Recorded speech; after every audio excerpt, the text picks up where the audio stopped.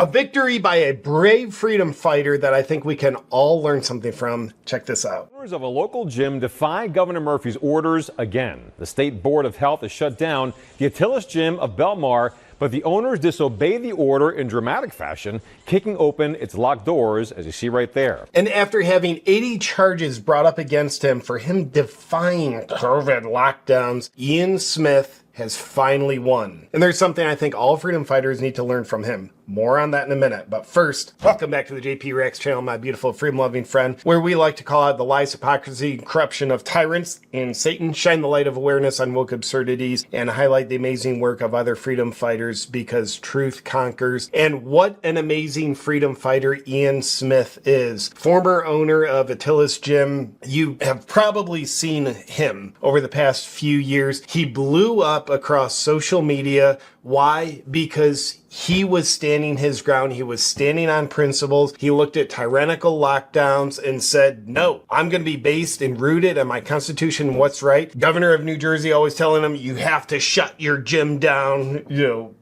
keep people protected from catching fitness. But he refused. He was arrested, charges against him, hundreds of thousands of dollars of his money seized. He still did not comply because he was a man standing on his principles, refusing to acquiesce in obedience. And by the way, this man, Ian Smith, he had no guarantees that he would ever be cleared in court. He was willing to die on that hill because he's a principled man. I'm truly inspired by him. I've gotten to connect with Ian over the past few years. I've gotten to meet him. I was so inspired by him. I reached out and we connected via the social medias. And if you're not currently following him, he is well worth a follow. You can find him on Instagram and here on Twitter. This is a powerful victory in the courts for freedom, but I think even more so, more of a psychological victory for freedom fighters because Ian Smith was unwilling to back down from what he knew was right, facing more intimidation than I could ever imagine. 80 different charges brought up against him from the governor of New Jersey. Before we get to what Ian Smith has to say now in the wake of this victory, let's take a quick walk through memory lane. Some of what Ian Smith went through over the past few years, starting with the beginning of COVID, leading in with a quick segment he did on Tucker Carlson. A new round of mandatory shutdowns is pitting small business owners against their state governments, the ones they pay for. Ian Smith, for example, is the owner of the Attilas Gym in Belmar, New Jersey. We spoke to him earlier this year. He tried to open his gym in defiance of a state shutdown order. Now he's taking extraordinary measures to stay open. He's even removed his front door to prevent the state from keeping the door closed. How bold is that? He removed the front door of his gym so the state couldn't close it. Then they tried, they boarded it up. You saw in the opening clip, you saw him literally kicking down the boarded up makeshift front door that the state put in. By the way, the guy's a beast. I think he can deadlift over 700 pounds. So the state wasn't really able to keep him out of his own gym. Too bad he's not an abortion clinic or a liquor store. He would have no problem at all. Ian Smith joins us tonight. Ian, thanks so much for coming on. So thanks for having me, Tucker. The state is trying to shut you down. Is there, first to the science, is there evidence that your gym has been a vector for a hotbed of... I love Tucker first to the science. He knows this. Jim's not been a vector of transmission, but I like Tucker's kind of condescending the tyrannical authorities at all times. We have record of every single person who has stepped foot and the total number of check-ins well exceeding the thousands.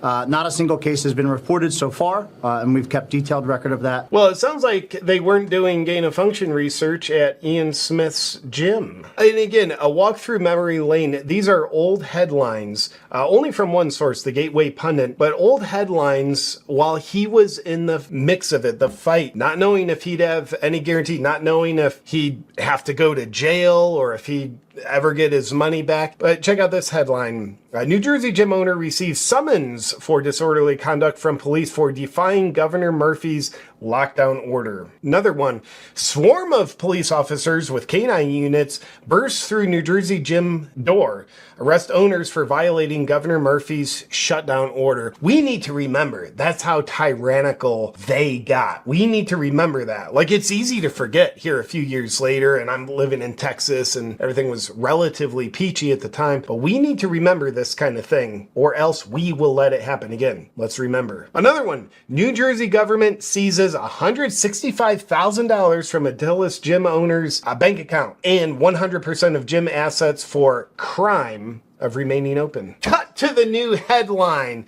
New Jersey court throws out 80 charges against brave gym owner defying Governor Murphy's tyrannical lockdown orders. And by the way, in that headline, look at that quote from Ian Smith. Suck my d***, Phil Murphy.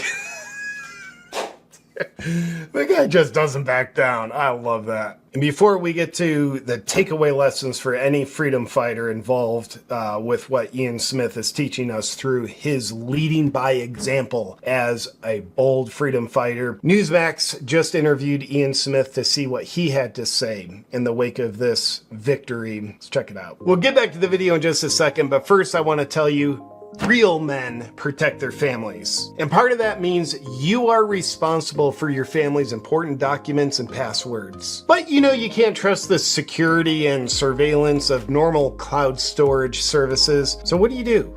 Well, luckily now there's Bunker. Bunker is a secure cloud storage, password manager, surveillance-free private messaging service at a fraction of the price if you were to purchase those individually. Did you know that passwords continue to be the leading vector of online vulnerability? But Bunker takes care of that, and their encrypted cloud storage takes care of other cyber attack criminal vectors. And don't forget Bunker's surveillance-free private messaging. Oh, but I use Signal. Well, you'll like Bunker a little more when you find out both Tucker Carlson and RFK Jr. have reported that their Signal accounts have been spied on. And then you find out the new radical CEO of NPR is on the board at Signal, and she has close ties with the CIA. Bunker eliminates all that for you. And with Bunker, you take everything important with you no matter where you go, even if you don't have internet connectivity. Go to the App Store right now and download Bunker and use code AWAKEN for 25% off. Protect what's most important to you in the most secure, sovereign, freedom-loving way possible with Bunker. Download it now. Back to the video.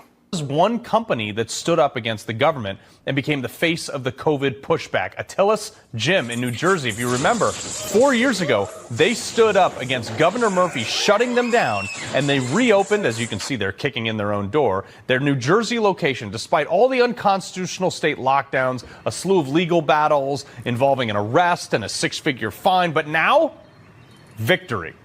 All of the 80-plus municipal citations and fines were dropped with prejudice, which means the state can never revisit or refile or bring these charges ever again. That's great. State can't charge him again for the same thing. Here to break this all down, entrepreneur and the former co-owner of this gym, Ian Smith. Ian, I've loved having you on for the last 4 years as you've told this story. You've obviously, you've moved on from that gym. However, your story is nothing short of miraculous. It's David versus Goliath, telling the government, pound sand, I'm not interested in you. Well, he told the governor to suck his dick. Pounding sand is putting it lightly. Yeah, well, it's good to be back, Carl, and thank you for all the times that you had us on. You know, this is a little bit of a small victory, but it's extremely significant. It's our first major victory, and it is sort of the ground floor that the state built a lot of its punitive measures on. So it does open the door to a lot of possibilities, and we wouldn't have been able to get through all of that had it not been for the tremendous support system around us. And that includes members of the gym, supporters around the country, our friends and allies in the media, and even small broadcasters. So just want to thank you for always giving us a little bit of a voice when we needed to show the world what was happening. Well, but let's talk about what they did to you first. They locked down your gym. You had precisely, give or take, 0 COVID cases traced back to your gym, yet they wanted to shut you down. They fined you. I mean, we're talking about hundreds of thousands of dollars of fine. How did that go? And like, obviously you had tremendous support, but how did that go? And what was it like getting this verdict recently? Well, there's still a lot of that big looming stuff sort of in the works. There's an appeal that's been sitting on a desk for 2 years, but all of these punitive measures came from what was essentially a court order by a judge. And Governor Murphy went to this lackey of a judge, Judge Robert Luggie, who was up for tenure that year, in a state where judges are appointed and not elected. So, of course, he ruled in Murphy's favor, and they took these municipal citations, which were ludicrous. They were things like public nuisance and violation of a governor's orders and disturbing the peace or whatever they were. They were silly municipal charges. And they said, look how bad these guys are. Look at what they're doing. And here's my executive order, and here's a health. By the way, watch him deadlift this. Department shut down. Judge, please close us, or please enforce this matter. So that's where all of the really scary punitive measures came from. So this victory at the local level is really, like I said, it's one of the bases that the state used to sort of start all of these punitive measures. So gives us a lot of hope as to see where we can go from here. Now that we have a big part of what the state said was wrong. We have to count those plates. 1, 2, 3, 4, 5, 6. So that's, I think, 585 plus some change. So that's over a 600-pound deadlift. Well, Ian, I got about 10 seconds left. Any advice to people if they ever try to shut down your business again? Just don't do it. If we all do it, they won't have enough. They won't have enough crappy judges and politicians to enforce it, and everybody knows that now. You mean the only way they can enforce tyrannical rule is if everybody complies? What if we do not comply? Well, then we're not compliant and we have our freedom. That's easy to say when times are easy, but when times were tough, like during the first bit of COVID, what that Ian Smith was saying, it's hard to do. And I don't think we're out of those hard times. I think we're in a way where things seem easy. Cool, they pulled back, but yeah, what's coming? So I think Ian Smith is teaching us several things, many actually. One of them being be prepared when the tyrannical overreach comes out in full force, and know what we stand for now. It's easy to say we're going to stand for it because it's easy, but when times are hard and the intimidation, the threats are just in our face, we need to be prepared to stand on our principles when it's hard to stand on our principles. Another thing that I gather from Ian Smith that's up-leveling me to be a better human, a better American, a better freedom fighter, a better lover of freedom, is he exemplifies the old saying, it's better to die on your feet than live on your knees. So I'm inspired to just really take note. What is my hill that I'm willing to die on? What is your hill? And honestly, I think our hills, what they have in common, our hills are made out of our principles. We should always be willing to die for our principles, live on our feet for our principles, being willing to die on our feet for our principles. But if we live on our knees, we're not principled anymore. By the way, being willing to die on your feet while standing on the hill of your principles, that's also the only way to truly live. And most of the time, you're not going to die on your feet standing for your principles. Primary lesson for me, know your principles, stand for your principles, and acquiesce your principles for absolutely no one. Let me know what you think of Ian Smith and his living example in the comments below. I'll look forward to seeing you on our next video. And until then, please stay as free as Ian Smith is.